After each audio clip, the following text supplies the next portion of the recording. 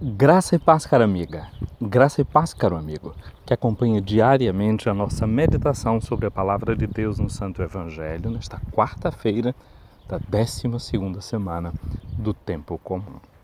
Nós estamos lendo o Evangelho de Mateus, depois de termos ouvido o Sermão da Montanha, ouvido as bem-aventuranças com as quais Jesus propõe para o ser humano o caminho da felicidade. Nós estamos agora lendo o capítulo 7º do Evangelho segundo Mateus. Começamos ontem a partir do versículo 6, depois os 12 e 14. Jesus nos alertava para um ato de discernimento, quando eu e você não devemos jogar aos cães, ele dizia, as coisas santas, nem atirar as nossas pérolas aos porcos.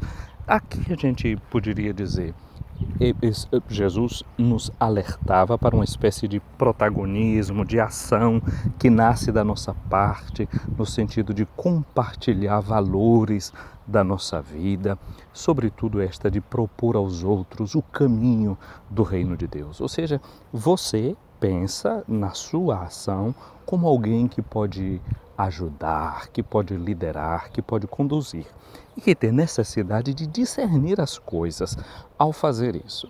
O texto de hoje, o de Mateus, no capítulo 7, versículos de 1 a 15, Jesus fala para os seus discípulos: cuidado com os falsos profetas. O tom com o qual é feita a nossa tradução não nos permite sentir a forma imperativa que o verbo tem no texto original. Guardai-vos dos falsos profetas, não é? Sede atentos aos falsos profetas. Seria esse, é uma espécie de ordem, uma espécie de comando, que é um conselho também da parte de Jesus para nós. É aquele que vem, que é um mestre que nos está dando conselho.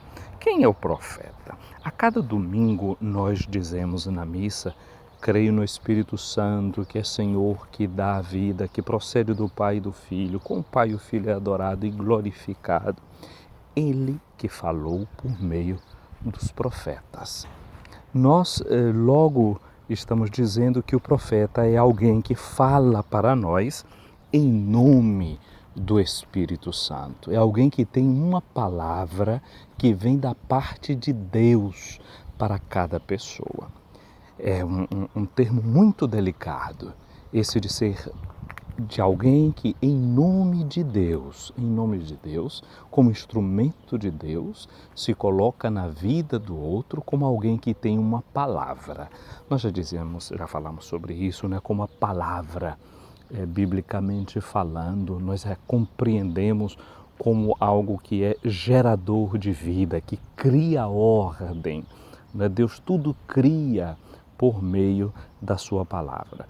Mas já do ponto de vista humano, nós sabemos como na comunicação a palavra é muito importante, porque a palavra pode ferir, porque a palavra pode magoar, a palavra pode criar sentimentos, ressentimentos, pode destruir uma pessoa que se deixe destruir pela sua força.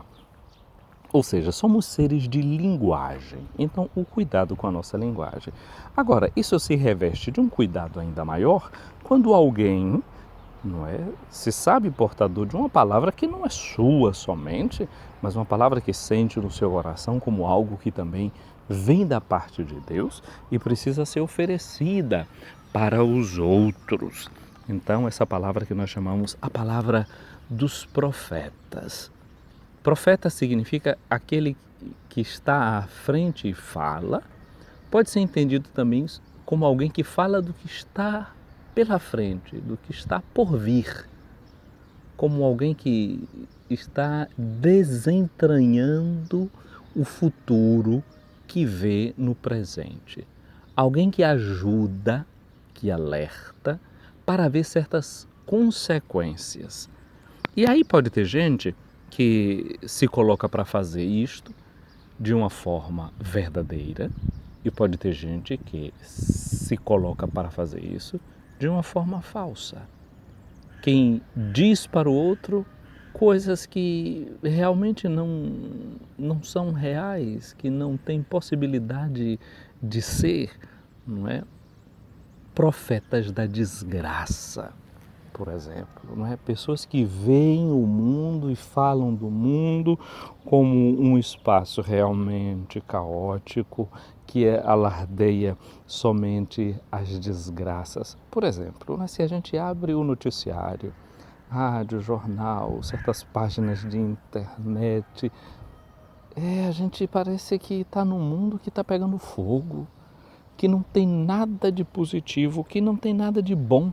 E parece que isso se contradiz muitas vezes com o mundo real no qual a gente vive, onde se encontra muita bondade, onde se encontra também muita ternura, e disso não se fala.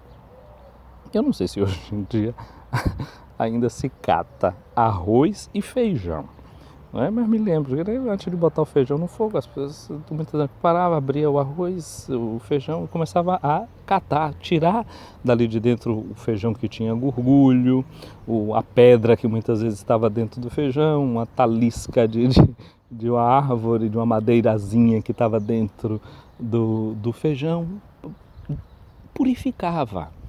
Ora, às vezes também, mesmo fazendo tudo isso, um pedregulhozinho às vezes ficava lá dentro. E enquanto você estava comendo, o dente em cima daquela pedrinha, como aquilo gera um incômodo. Aí daí, eu vou deixar de comer todo o feijão que está no meu prato por causa daquele pedregulho que eu encontrei ali no meio da comida? Ou eu decido, não, eu afasto esse pedregulho, eu tiro da minha boca, embora aquela irritação que ele me causou ali naquele momento, ou quem sabe pode ser até causar coisa pior se você mastigou com tanta força, né? E aí, deixo tudo e não como mais? Ou eu afasto aquilo e continuo o processo de me alimentar? Tá certo, um pedregulho criou um mal-estar, mas ele não era todo o almoço, ele não era toda a janta. Então, às vezes, no mundo sucede a mesma coisa. Existe a coisa negativa? Sim, existe. Tem coisa que não está bem? Sim, existe. Mas se dá uma força a esse tipo de comportamento e a esses tipos de acontecimento que parece que é a única coisa que se vê presente no mundo. Então, essa é uma atitude de alerta, por exemplo, para nós. Que espaço a bondade encontra para ser repercutida, para ser anunciada? Quem fala dos gestos de ternura e de amor? Não é? É verdade que o que está errado precisará ser denunciado. Mas denunciado também não significa criar uma pauta, um compromisso de só trazer más notícias. Nós anunciamos o Evangelho, a notícia boa. Então, é isso que nós precisamos também. Estar atentos, estar alertas, para que o nosso tempo não seja consumido em espalhar, como se diz nos dias de hoje, não é? Fake news, notícias que sejam falsas. Devemos ter cuidado com as falsas notícias, com os falsos anunciadores. Devemos estar comprometidos com o conteúdo daquilo que nós anunciamos. Verificar aquilo que nós anunciamos. Nos dias de hoje é muito fácil espalhar notícias que não são boas, notícias que são negativas. Sermos profetas de desgraças, como dizia São João 23, quando estava no início do Concílio Vaticano II. O mundo, sim, há seus problemas que precisam ser denunciados, há boas coisas que precisam ser anunciadas e há valores negativos que precisam ser renunciados. Assim, nós viveremos plenamente aquela que é a nossa vocação, que o batismo nos confere, que é de sermos sacerdotes, profetas e reis. Atentos com as notícias que recebemos, atentos com as notícias que espalhamos, para que não sejamos colaboradores de profecias que são falsas, de notícias sobre o nosso futuro que não são verdadeiras. Porque para construirmos esse futuro melhor, nós já contamos com a semente do Evangelho, com a semente da boa notícia. Jesus ressuscitou, a morte está vencida. Então, os estridores da morte, por mais que eles sejam fortes e altos, ela grita, ela quer mostrar a sua força, mas na verdade ela está apenas, pura e simplesmente, como a gente diz, né, se estribuchando para chegar ao seu final. Nossa notícia, nossa profecia é Evangelho.